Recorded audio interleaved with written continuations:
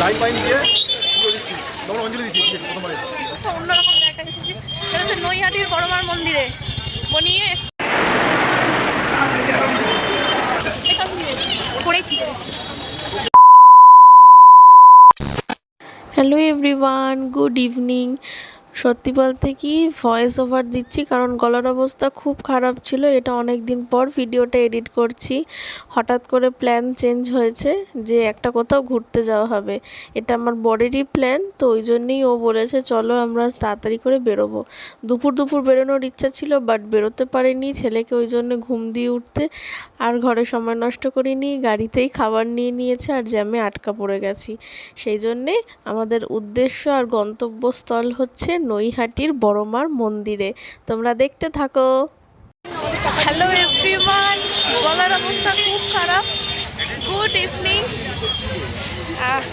আজকে আমরা একটা অন্যরকম জায়গায় এসেছি, এটা হচ্ছে নৈহাটির বড়মার মন্দিরে। বনিয়ে এসছে আমাদের সাথে, আর সামনে এখান দিয়ে পড়েছি।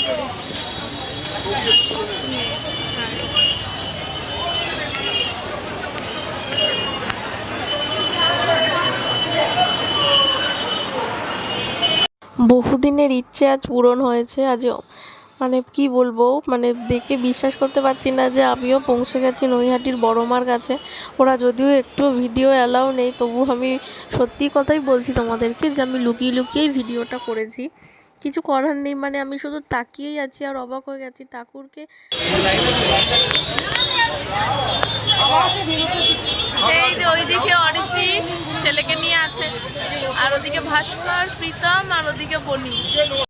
লাইন পাইন দিয়ে পুজো দিচ্ছি, তখন অঞ্জলি দিচ্ছি প্রথমবারে। 2, 3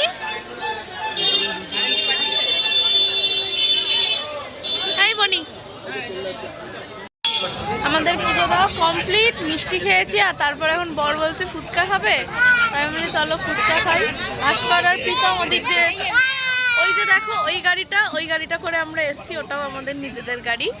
আর ভাস্কর আর প্রীতম ওই গাড়ির মানে ওই যে ওদিক দিয়ে গাড়িটা পার্কিং করা আছে, ওদিক দিয়ে ঘুরিয়ে এদিক দিয়ে আনবে। একটু ফুচকা খাই আগে।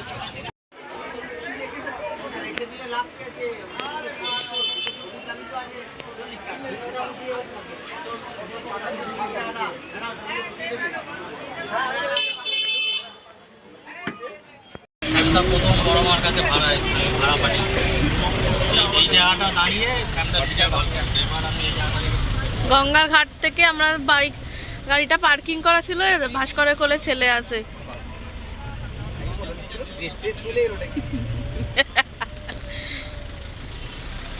আর এখান থেকে আমরা ফুচকা খেলাম।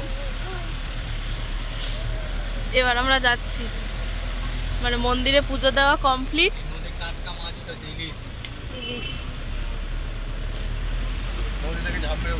হ্যাঁ, এবার সোজা চলে যাব, দেখা যাক আবার কোন দিকে যাওয়া যায়। যেতে যেতে ছেলেটাকে খাইয়ে দিয়েছিলাম, ও ঘুমিয়েও পড়েছে কারণ ও অনেকক্ষণ জেগেছিল ওর মিমির কোলে। আর তারপর কোথায় যাচ্ছি সেটা তো দেখতেই পাবে। স্বপ্নের জায়গায় এসছি আমরা, এখানে হচ্ছে ডিবাপিতে এসছি আমরা, দাদা বৌদিতে যাইনি। আর এখানে ডিবাপি, একদম ওখানে বিরিয়ানি রান্না হচ্ছে। सूखी पड़ी दिल के इस ज़मीं को भिगा दे।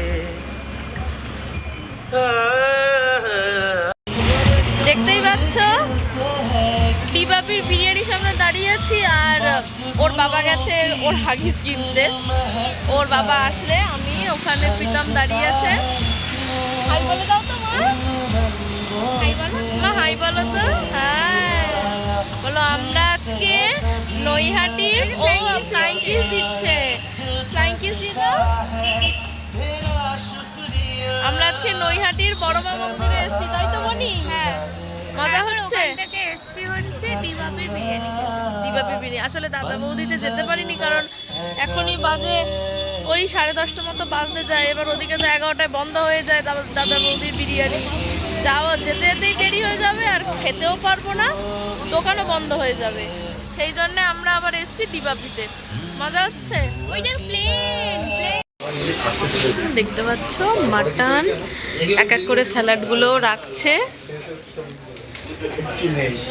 ও আর কিছু বলবে?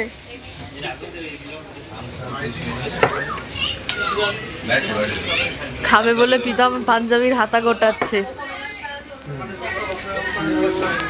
বনি বিরিয়ানি এসে গেছে। বিরিয়ানির টেস্ট নিয়ে কোনো কথা হবে না।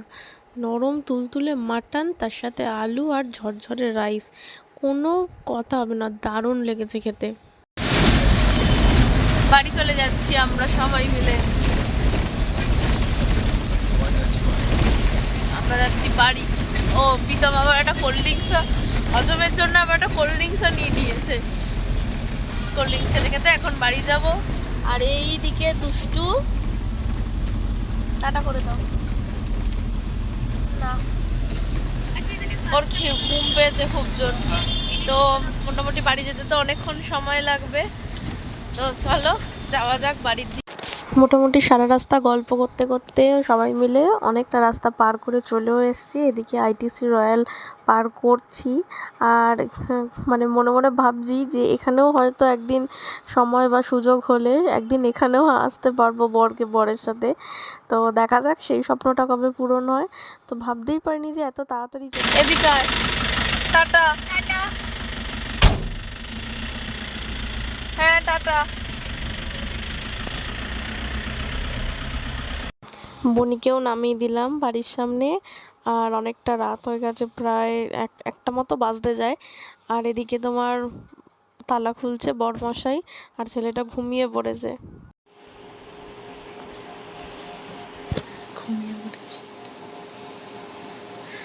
ঘুমিয়ে পড়েছে। আমরাও ঘরে চলে এসেছি। আর আমরা তো টায়ার্ড, তার মধ্যে এই যে গাড়ি চালিয়েছে সে আরও টায়ার্ড। আর এতটাই গলার অবস্থা খারাপ। তো সবাইকে আবার গুড নাইট বলে দাও। Good night, tata.